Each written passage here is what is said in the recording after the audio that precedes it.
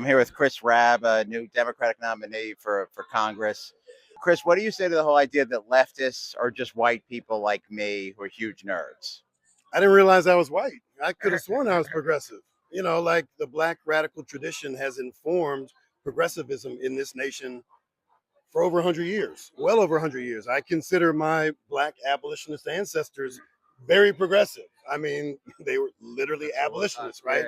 And so there could be no progressivism as we know it today, no left work without those folks who created a general strike during the Enslavers' Rebellion, which is what I call Civil War, um, and said, we are withholding our labor so that we can control our collective destiny. And that influenced everything else.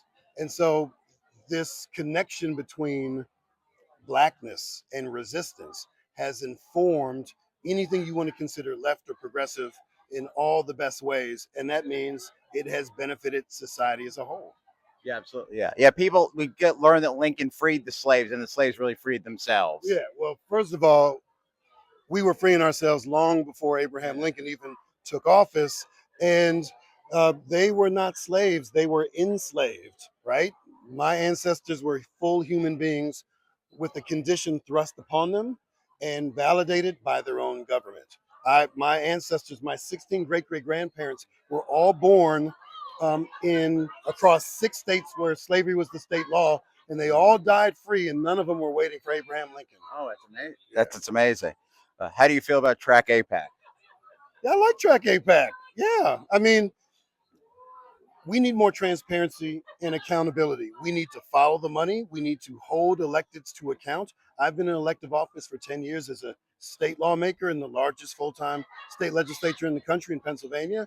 And the more scrutiny we have on folks who are supposed to be public servants and not politicians, the better. It helps us serve. It also helps people who want to decide who they should invest in when it's time to vote, and also to hold them account in between election cycles. Are you glad the Knicks won the championship since it Oh, helped? you're killing me. Interview over.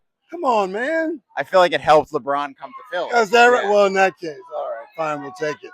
No, I mean, what I really like is they say that politics is a blood sport. Yeah. But what I'm seeing in this movement era is that people are coming together, not in competition, but in collaboration for so much bigger things than one person, one party, one district.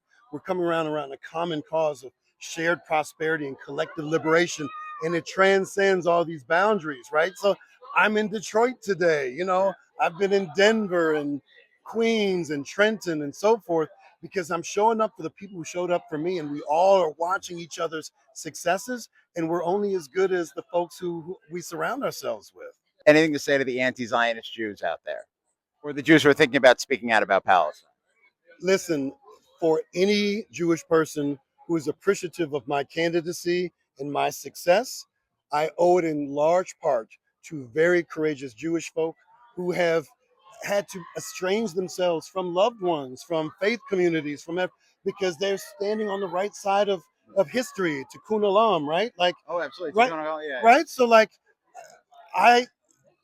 you all created space for me as a non-Jew to speak up in solidarity with the Palestinian people and all justice-loving people. Because look, are Jews any safer under this? Like, no, far worse. And now we got a war in Iran that Netanyahu pushed on Trump, and now on uh, uh, America First conservatives who didn't want it either. I'm like, come on. So we have an opportunity here to, like, understand that we have shared humanity, and if we really care about self-determination and safety, we can't have a hierarchical view of human rights. I'm a big reader. Any books you recommend? My superpower is that I actually read books people recommend, so I will read whatever book you recommend. Freedom Dreams by Robin Kelly. I just got it, autographed copy, when I was in LA. Oh, nice. And you know, we have to be bold in reimagining a new world, and not just accept the institutions that have been thrust upon us and say, no, we can imagine and create something out of whole cloth that brings us all in. So that's what I recommend. Yeah. And I'm also a comedian. Do you have a joke you'd like to end on? Well, I don't know if this is, it's funny. I'm not sure it's a joke. In my district, it's the bluest congressional district in the nation. We have more raccoons than Republicans. Yeah, Republicans are scarier. That's true. Thank you so much, Chris Rabb. My Yeah. pleasure. My pleasure.